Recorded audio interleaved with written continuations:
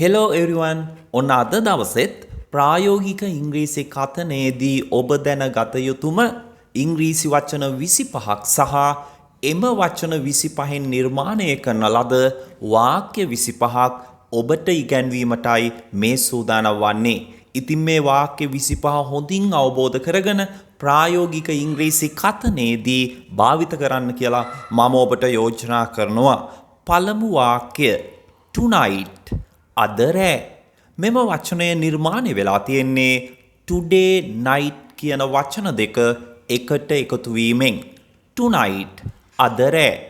There is a good film on TV tonight. අද රෑට TV එකේ හොඳ ෆිල්ම් එකක් තියෙනවා. There is a good film on TV tonight. In danger අනතුරේ. Our country is in danger.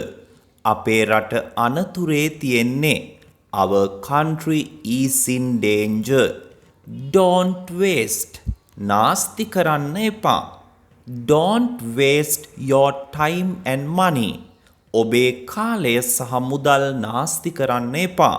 Don't waste your time and money. Nobody. කවුරුවත් නෑ. Nobody spoke to me. කවුරුවත් මට කතා කළේ නෑ. Till තුරු තෙක්. Wait till I come. මම එනතුරු ඉන්න. Wait till I come. Pain වේදනාව. I have a pain in my leg. මගේ කකුලේ වේදනාවක් තියෙනවා. I have a pain in my leg. Somewhat තරමක්. It is somewhat tight. එය තරමක් හිරයි. It is somewhat tight. Without නැතිව.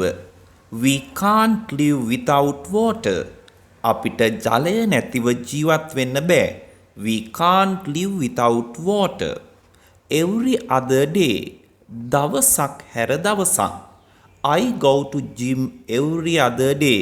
මම දවසක් හැර දවසක් gym එකට යනවා. I go to gym every other day. Already දැනටමත්. I have already had lunch. මම දැනටමත් ලන්ච් එක අරගෙන ඉන්නේ. I have already had lunch. Once a week සතියකට සැරයක්. I go to see my grandparents once a week. මම සතියකට සැරයක් මගේ ආච්චි සීයා බලන්න යනවා. I go to see my grandparents once a week. Succeed සාර්ථක කරගන්නවා. සාර්ථක වෙනවා. You can succeed your life. ඔබට ඔබේ ජීවිතය සාර්ථක කරගන්න පුළුවන්. You can succeed your life. Tip top කදිමයි අනර්ගයි. වර්තමානයේ ගොඩක් තරුණ තරුණියෝ කියන්නේ පට්ට කියලා. අන්න ඒ අදහසත් මේ ටිප් ටොප් තුල ගැබ්වී තිබෙනවා. Your idea is tip top. ඔබේ අදහස අනර්ගයි. ඔබේ අදහස කදිමයි. Your idea is tip top. No more ජීවතුන් අතර නැහැ. My grandfather is no more. මගේ සීයා ජීවතුන් අතර නැහැ. My grandfather is no more. Free of charge නොමිලේ. You can learn English on YouTube free of charge. ඔබට නොමිලේ YouTube එකෙන් ඉංග්‍රීසි ඉගෙන ගන්න පුළුවන්. You can learn English on YouTube free of charge. හොඳයි. තව වචන 10ක් තියෙනවා ඔබට ඉගෙන ගන්න. ඉතින් ඔබ අපේ channel එකට අලුතින් join වුණ කෙනෙක් නම් channel එක subscribe කරලා bell icon එකත් all කරලා තියාගන්න. එවිට අපි වීඩියෝ එකක් upload කළ සැනින් notification එකක් මගින් ඔබට දැනගන්න පුළුවන්කම තියෙන නිසා. හොඳයි. අපි යමු 16 වෙනි වචනයට. belong අයිති වෙනවා. This car belongs to my uncle. මේ කාර් එක අයිති මගේ මාමට. This car belongs to my uncle. From the bottom of my heart. මගේ හද පතුලින්ම. I love her from the bottom of my heart. මම මගේ හද පතුලෙන්ම ඇයට ආදරය කරනවා. I love her from the bottom of my heart. Except හැර. I work every day except Sunday. මම ඉරිදා හැර සෑම දිනකම වැඩ කරනවා. I work every day except Sunday. But නමුත් I have a motorbike but I don't have a car. මට motorbike එකක් තියෙනවා නමුත් මට කාර් එකක් නැහැ. I have a motorbike but I don't have a car. First of all පළමුවෙන්ම එහෙම නැත්නම් ඔක්කොටම ඉස්සර මම මේ ඊගාවට කියන වාක්‍ය ඔබ හොඳින් මතක තියාගන්න. කවදා හෝ දවසක ඉංග්‍රීසියෙන් කතාවක් නොඑසේනම් ස්පීච් එකක් කරන විට ඔබට මේ වැදගත් වේවි. First of all, I would like to thank you for giving me this valuable opportunity to address you. මොකක්ද ඒකේ තේරුම? අපි සාමාන්‍යයෙන් කතාවක් පවත්වන විට මෙන්න මෙය බහුලව භාවිත කරනු ලබනවා.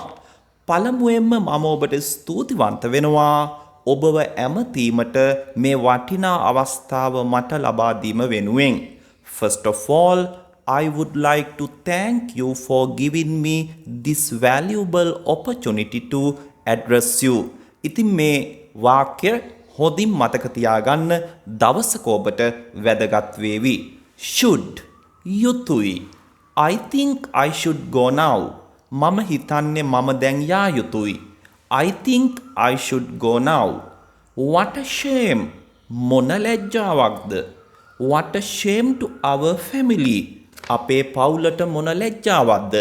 What a shame to our family. Misunderstand. වරදවා තේරුම් ගන්නවා. She will misunderstand me. ඇය මාව වරදවා තේරුම් ගනීවි. She will misunderstand me. At arm's length. අතේ දුරින්. We should keep people at arm's length. අපි මිනිසුන් අතේ දුරින් තබා ගත යුතුයි. We should keep people at arm's length. Unable. නොහැකි. I am unable to come to work today. මට අද වැඩට ඒමට නොහැකි. I am unable to come to work today. හොඳයි. මේ වාක්‍ය ටික හොඳින් බලලා හොඳින් අවබෝධ කරගෙන ප්‍රායෝගික ඉංග්‍රීසි කතනයේදී අවශ්‍ය විට භාවිත කරන්න කියලා නැවත වතාවක් යෝජනා කරනවා. හොඳයි. අපි එහෙනම් නැවතත් පාඩමකින් හමු වෙමු. ගිහින් එන්නම්. See you again. Bye.